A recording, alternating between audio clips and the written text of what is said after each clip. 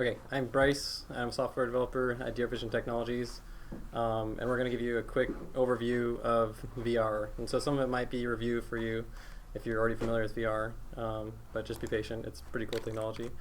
Okay, so VR turns a room into a completely custom environment, and it makes it so the user can move around and interact seamlessly, walk around anywhere they want to in the room. You can move your head down, up, and completely look around. It's a supernatural way to interact with 3D data. People sometimes struggle with interacting with 3D data, and that's why there's special professions that focus on things like 3D modeling and etc. But VR is quickly becoming invaluable over every single discipline. Entertainment is usually the discipline that starts something like this. Then it moves on to training, and surgery simulation is an example of a really critical thing that's happening now. Education and learning, you're seeing augmented reality as well with that. But for virtual reality, research is why you're here potentially. And we'll show you what we have here. Okay, so a typical VR space, you can actually use a VR space when just kind of standing in a small space, but it's not ideal. You typically want a 6 by 6 foot room. This room right here, it's not actually that big. It's about 6 by 6 for our space, which is perfect. And you have these units called lighthouses that are mounted on opposite ends of the room. And I'll talk about those in a little bit. And the result is being able to walk and move anywhere in the space, and you're motion tracked. So we're going to talk about the Vive. Currently, Aivia supports the Vive. Oculus Sport, hopefully coming soon. So the VR headsets are currently at 90 hertz or 90 frames per second. And to get a really smooth experience, you need to have a high frame rate like that. So your typical TV and computer monitors are at 60 hertz, which if you were to wear a headset at 60 hertz, it would not be a smooth experience. And everything is kind of moving to 120 hertz. So per eyeball, it's about a 1080 by 1200 resolution, which is pretty high. Eventually it's going to be more like 4K per eyeball, which will be ideal. It's finally to the point where you can forget that you're looking at a screen and just kind of immerse yourself in the environment. That resolution's high enough for you to forget you're looking at pixels. So the panels that they use for VR headsets are OLED, and what that means is it's extremely high contrast, which is better contrast than most TVs. Some are OLED now. And phones are moving to OLED as well. And so that kind of makes you forget your suspension of disbelief that you're in this other world. Each screen has a 110 degree field of view, meaning your eye can see that far, and that's a very natural field of view. And so each eye, how it works is with the screens, each eye is rendered in parallax, and you can set the distance of eyes because everybody has a different eye parallax. So right now, you're currently wired to the computer. There's a kind of a trail that falls behind you with VR. There was a wireless solution, but it sold out instantly, and that will soon be the norm. But for now, there's a trail that follows you with the Vive and Oculus. It's unfortunate, but that's the way it is right now. Okay, so I'm going to go over the controllers right quick. Can you hand me that controller? Thank you. Okay, so this is a Vive controller. These are motion tracked in 3D space, which is pretty neat. And they're rendered in the environment. So when you're inside the environment, you see the controller. If you've seen demos, you've seen that before. There's a trigger on the back side. There's a D-pad on the front, and it's touch sensitive, meaning it knows the exact position of your thumb. And there's a grip button on the back side right here. And we do use that. These are so accurately motion tracked that one of the demos had somebody wearing a headset so they couldn't see anything. Their buddy threw this controller at them, and they were able to catch this controller in midair with a headset on, because this is rendered when you're inside the view, which I thought was pretty cool. Okay, so the motion tracking. This is kind of the magic that makes VR possible, aside from the pixel density on the screen. So these things called lighthouses are on opposite sides of the room. I'm going to show you a quick video right here. This right here is a lighthouse, and it projects infrared light. And this is a sweep of infrared right here. So this sweep of infrared will hit the Vive controller and headset. And as you see right here, this little guy's headset's lighting up. And what it's hitting is there's light emitting, sorry, these are diodes right here. They're photosensitive diodes for infrared. So that's what gives the Vive its golf ball-like appearance when you see this big headset. It kind of looks like a golf ball. And what it results in is the disparity, the difference between the position of all of these different diodes makes it so we can find the exact location of where you're at in that space. And that makes for a really seamless experience because it's just completely natural. As soon as you move your hand here, it's tracked so accurately, it completely fools you, which is amazing. So we've also tried giving VR to people who have never used it before, and in 5 minutes they can instantly and naturally manipulate objects and move around, and they're having a great time. And it's kind of fun to watch somebody use VR for the very first time because it's kind of a transcending experience. I'm not exaggerating. It's always really fun to watch somebody use it for the first time. So I was going to play a little bit more of that video. So yeah, basically the alternating lighthouses sweep across the room and then they hit exactly on the controller and headset.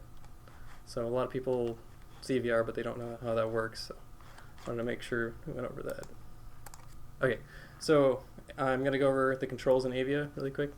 So one of the major controls you're going to be using is scaling a scene big and small. So you can pinch in with your controllers and that will make the scene smaller. You can pinch out, you hold the triggers as you do that, and it makes the scene larger. And to move around in a scene, you're obviously motion tracked, so we know exactly where you're at. So you can just walk around the scene, go anywhere you want, look any direction you want to, but you can also, if you need to move around the scene, since 6 by 6 foot is not like an unlimited space, you can hold both triggers and move the controllers relative with each other, and that will just translate your position just as if you walk somewhere. Some games do something where you leap forward. It's not as natural unless you have an actual floor. So for D-pad, we have that mapped to moving and translating yourself in the scene, so we know exactly where your thumb's at on this pad. It's also a way to move around. Okay, so one of the coolest things you can do is move objects, and this is the most natural thing that people jump to VR to do is by reaching out with your controller, holding a trigger down, and moving the object around. And as you're holding the trigger, the object moves with you. That's one of the most fun things in VR because you're just manipulating objects naturally. And then lastly, we have the little grip buttons, which aren't as commonly used, but we just use those to reset the scene. Let's say you've moved every object around and you say, I want it back to the original position where my neurons are originally, and that'll just reset the scene. So I think we're gonna do a demo with Hoyen. So we're back to Aivia. This is the same data set that we had previously already analyzed, and for now I'll leave it with these settings. So you can see it's displayed with the sphere. Hoyen is already has the headset there in the background. I'm going to move from the 3D view that we have right now. I'm going to move to the VR view, which is just on the top, and you'll notice that the screen changes. Here it will say to put the VR headset on. Hoyen is already there, ready to go, and I'll be changing the mode that you can, so that you can see this. You can see also what Hoyen is looking at.